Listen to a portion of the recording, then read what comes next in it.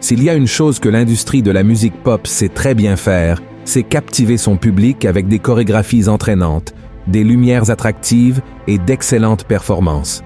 La musique pop a aujourd'hui atteint une place inimaginable dans le monde entier. Des personnes de tous âges se sont déjà laissées emporter par le rythme des battements et cette industrie reste forte sur le marché depuis des décennies. Mais aurait-elle un côté obscur? Cette musique persiste-t-elle aujourd'hui uniquement pour son rythme ou aussi à cause de pactes faits en secret? C'est dans cette vidéo que je parlerai de tout sans rien cacher. Donc, si vous voulez savoir ceux qui se cachent dans l'industrie de la musique pop, au-delà de ceux que vous savez déjà, restez avec moi jusqu'au bout. Avant de commencer, je tiens à vous demander de vous abonner à ma chaîne. C'est très facile et ne coûte rien. Il suffit de cliquer sur le bouton « S'abonner » et à côté apparaîtra une cloche. Cliquez également sur cette cloche et sélectionnez l'option « Toutes » pour ne manquer aucune de mes vidéos, d'accord? Alors, commençons. Vous savez peut-être que la musique pop provoque des effets de bien-être et de plaisir dans notre cerveau en raison de son rythme intentionnellement répétitif. Les rythmes qui ont explosé dans le top 10 des charts musicaux étaient ceux qui suivaient ce modèle, procurant aux gens une sensation de plaisir et de joie. Cependant, en contrepartie, tout ce qui brille n'est pas toujours de l'or.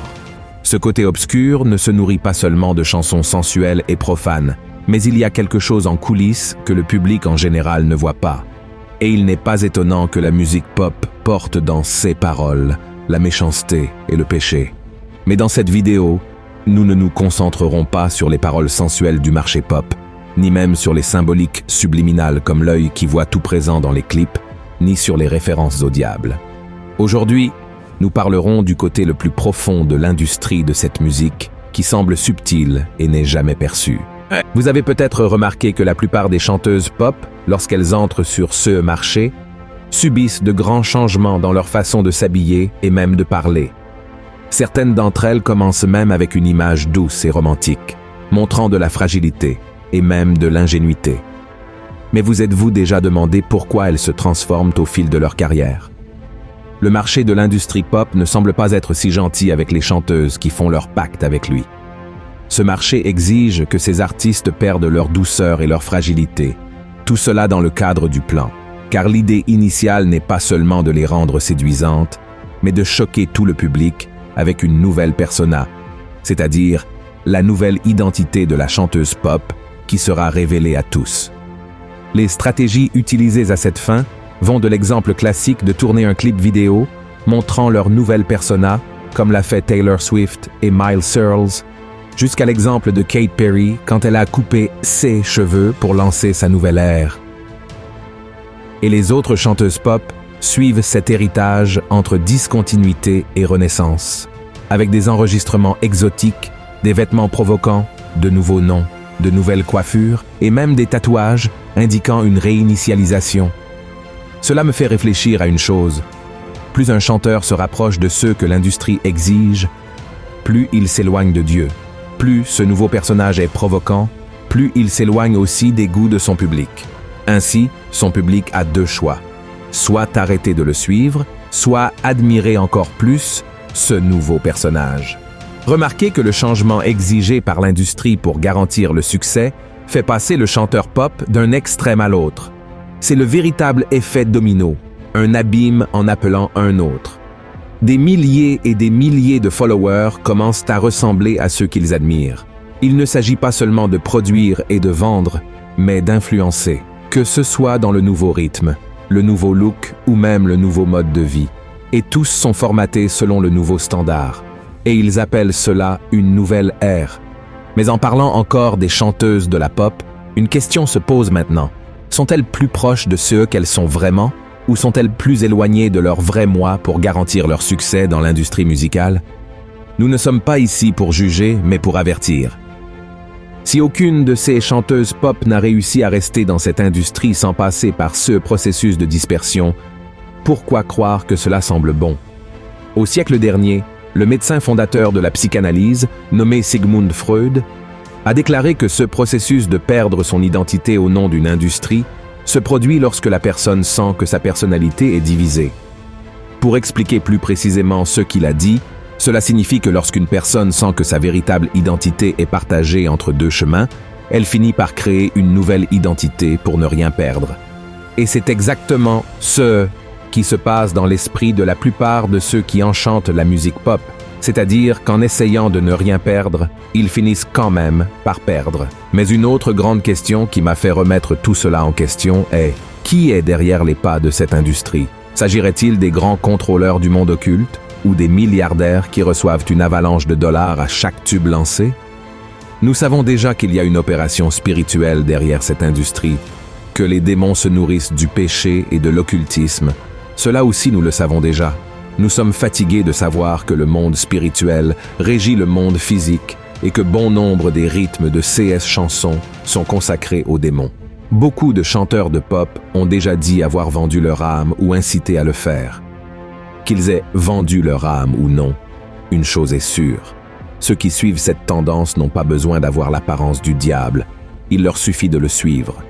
Et nous savons aussi que c'est précisément à cause des paroles charnelles de ces chansons que des foules continuent d'être nourries à chaque clic, c'est-à-dire que toute la musique faite ici sur Terre, qui comporte de la sensualité et de l'occultisme, avec un rythme qui stimule nos neurones, ouvre des portes vers l'enfer et ces démons influencent leur vie. C'est un véritable réseau d'influence. Mais la question que j'ai posée était de savoir qui est derrière cette grande industrie, n'est-ce pas? Malgré les grands occultistes qui sont constamment impliqués dans la production et la propagation de la musique pop, si ce n'était pas pour le désir des chanteurs d'être quelqu'un d'autre que ceux qu'ils sont, cette industrie n'aurait pas survécu à sa première décennie. Les chanteurs engagés par le monde de la pop abandonnent de plus en plus leurs véritables identités et suivent un modèle qui vient de très loin. Mais cela ne peut se produire que si les stars de la pop renoncent à leur propre identité pour suivre le monde, c'est-à-dire le monde de la pop. Vous vous souvenez d'un homme dans la Bible appelé Samson? Il était consacré à Dieu depuis sa naissance et avait fait un pacte avec Dieu, celui de ne pas se couper les cheveux. Samson, à travers ce vœu, laissait pousser ses cheveux et les tressait. Et grâce à cette alliance faite avec le Seigneur, il recevait la force de vaincre les Philistins et consacrait sa vie à faire l'œuvre de Dieu. Jusqu'à ce qu'un jour, Samson tombe amoureux d'une femme appelée Dalila. Cette femme l'a séduit et a réussi à découvrir d'où venait sa force, qui provenait du vœu qu'il avait fait avec Dieu. Elle a alors élaboré un plan qui consistait à couper les cheveux de Samson et à le livrer désarmé aux Philistins en échange de pièces d'argent. Après plusieurs tentatives, Dalila a finalement réussi à exécuter son plan. Lors d'une de ces tentatives, elle a obtenu de l'aide pour couper les cheveux de Samson et les a livrés aux Philistins, obtenant enfin sa pièce d'argent. Et si vous regardez cette histoire, vous verrez la vie de quelqu'un qui a négocié son identité d'homme de Dieu. Samson a négocié son vœu de Nazaréen pour les passions de la chair. Il a négocié sa véritable identité pour faire ce que Dalila voulait vraiment. Et remarquez que je fais un parallèle entre la vie de Samson et la vie de tant de chanteurs de la pop. Je compare également Dalila à l'industrie de la musique pop. Tout comme Dalila avait une belle apparence, séduisait et stimulait les neurones de Samson, ainsi en est-il de l'industrie de la musique pop. Et tout comme Samson ne connaissait pas le côté obscur de Dalila, ceux qui font le pacte avec l'industrie verront que pour rester en haut des classements, ils devront tôt ou tard révéler le secret de leur grande force. Ce que je veux dire, c'est que pour renaître sur le marché de la pop, ces chanteurs devront renoncer à leurs précieux trésors, c'est-à-dire à leur propre personnalité. Nous avons d'autres exemples dans les écritures d'hommes qui ont abandonné leur véritable identité parce qu'ils étaient partagés entre deux chemins, suivre Dieu ou recevoir la gloire et les applaudissements. Salomon, le fils de David, fut l'un de ces hommes. Le roi Saül fut également un autre qui a renié Dieu et a commencé à suivre l'occultisme.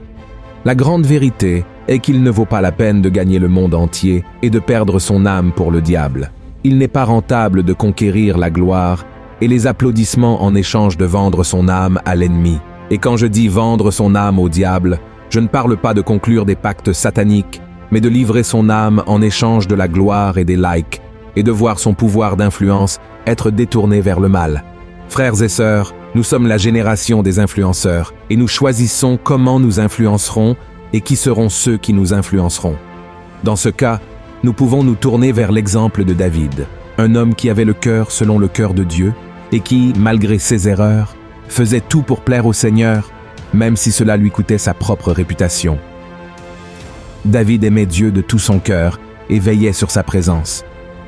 Et un autre grand influenceur du bien que nous pouvons mentionner ici est l'exemple même de Jésus. La parole de Dieu dit qu'il ne s'est pas tant soucié d'être Dieu, mais qu'il a choisi de s'abaisser de sa gloire pour gagner des âmes à travers sa bonne influence. Et c'est ce qui doit être notre objectif. C'est le secret pour ne pas tomber dans les chansons de l'industrie de Dalila. C'est de chercher à être comme Jésus, qui était doux et humble, sans s'attacher à soi-même, mais en faisant ce qu'il a lui-même enseigné, renoncer à sa propre volonté pour faire la volonté du Père. Frères et sœurs, la musique pop résonne dans les oreilles de chaque Brésilien et de chaque étranger. Le marché pop continue de gagner des milliards chaque année avec ses chansons sensuelles et ses rythmes entraînants, faisant de ces artistes des avatars de la nouvelle ère qui promeuvent la culture babylonienne et tout son occultisme avec des images et des symboles subliminaux. Et pour continuer à prospérer dans ce domaine, il sera nécessaire de faire une renonciation, abandonner sa propre personnalité pour la naissance d'une nouvelle, émergeant ainsi comme un nouveau personnage vide de soi-même, même s'il est rempli de popularité. Il serait bon que toute cette déconnexion ne soit pas nécessaire, mais pour rester sur le marché, il faudra dire comme Taylor Swift l'a dit, « Mon ancien moi n'est plus là ». Mes frères et sœurs en Christ, nous n'avons pas besoin de suivre l'exemple de beaucoup, mais nous devons suivre l'exemple de Jésus-Christ lui-même, qui même étant roi, même ayant tout pouvoir, même étant Dieu, n'a pas considéré cela comme quelque chose auquel il devait s'attacher.